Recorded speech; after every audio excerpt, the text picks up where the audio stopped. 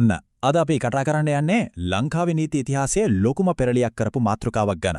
ඒ තමයි 2023 අංක 9 දරන නව දූෂණ විරෝධී පනත. මේක නිකම් තවත් එක් නීතියක් නෙවෙයි අපේ රටේ දූෂණ විරෝධී නීති රාමුව සම්පූර්ණයෙන්ම උඩු යටිකුරු කරපු දැවැන්තම වෙනසක්. ඉතින් අපි මේ විග්‍රහයෙන් බලමු මොනවද මේ අලුත්ම සහ ප්‍රබලම වෙනස්කම් කියලා. අද අපේ මේ විග්‍රහය ප්‍රධාන කොටස් 5කට බෙදනවා. මුලින්ම නව දූෂණ විරෝධී යුගයක් ගැන කතා කරලා ඊළඟට ස්වාධීන කොමිෂන් සභාව, පුලුල් කරපු විමර්ශන බලතල, පෞද්ගලික අංශය වෙත මේකේ තියෙන යොමුවීම සහ අවසාන වශයෙන් දඬුවම් සහ ආරක්ෂාවන් ගැන අපි කතා කරනවා. හරි. අපි අපේ පළවෙනි කොටසට යමු. නව දූෂණ විරෝධී යුගයක්. එහෙමත් නැත්නම් පැහැදිලි ආදර්ශ මූලික වෙනසක්. මේ පනත දිහා බැලුවාම අපිට පැහැදිලි වෙන ලොකුම දේ තමයි මේක හුදෙක් කොල කෑල්ලකට සීමා වුණු නීතියක් නෙවෙයි කියන එක.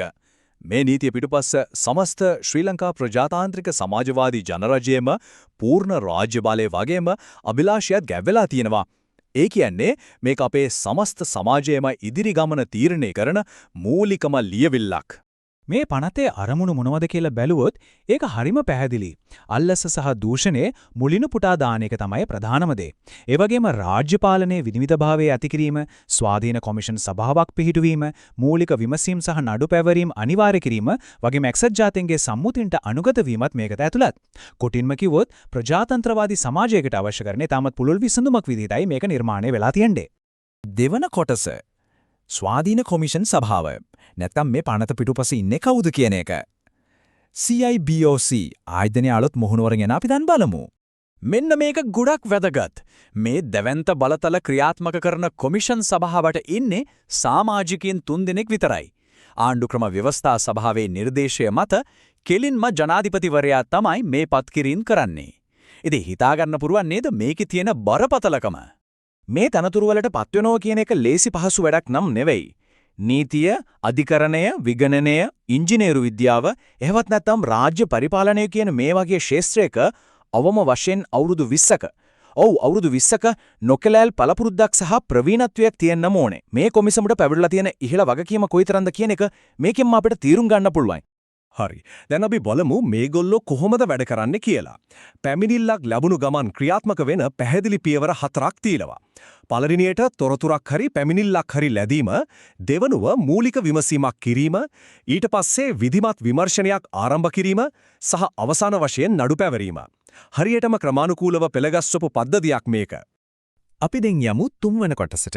ඒ තමයි කොමිසමට ලැබිලා තියෙන පුලුල් කළ විමර්ශන බලතල, එහෙමත් නැත්නම් නවීන ආයුධ ගබඩාව. 21 වන සියවසේ සංකීර්ණ අපරාධ හොයන්න කොමිසමට හම්බ වෙලා තියෙන ටූල්ස් දැක්කම ඇත්තටම පුදුම හිතෙනවා. බලන්න මේවා දිහා.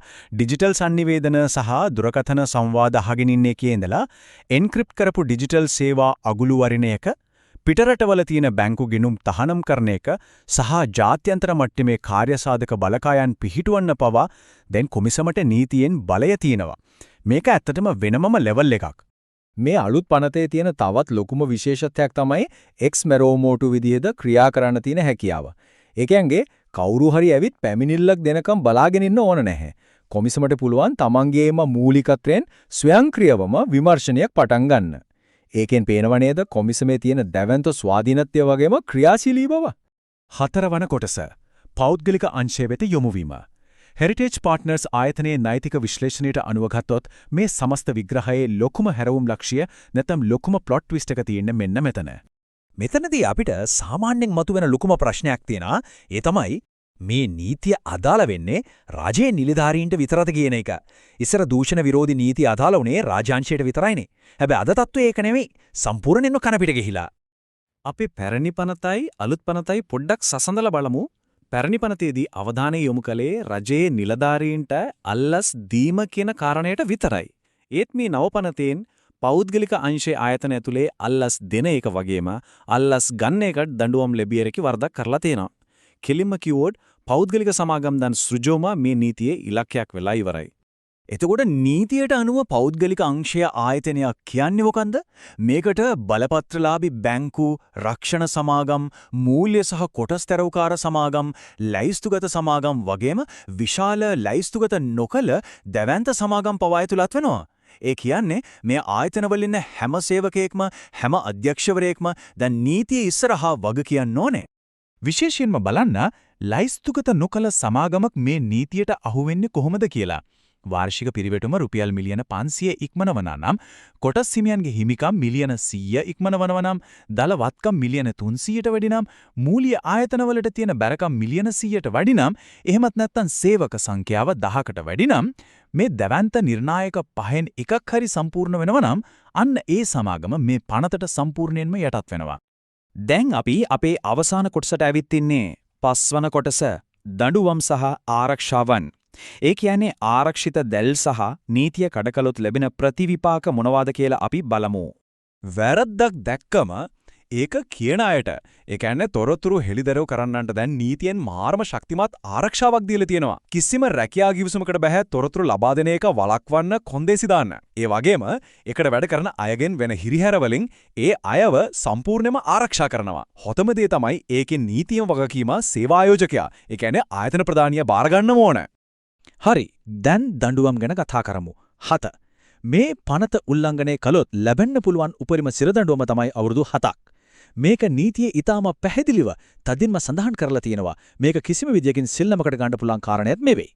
සිරදඬුවමට අමතරව තවත් දෙයක් තියෙනවා. මිලියනයක්. රුපියල් මිලියනයක් දක්වා උපරිම මූල්‍යමය දඩයක් ගහන්නත් අධිකරණයට සම්පූර්ණ බලය තියෙනවා.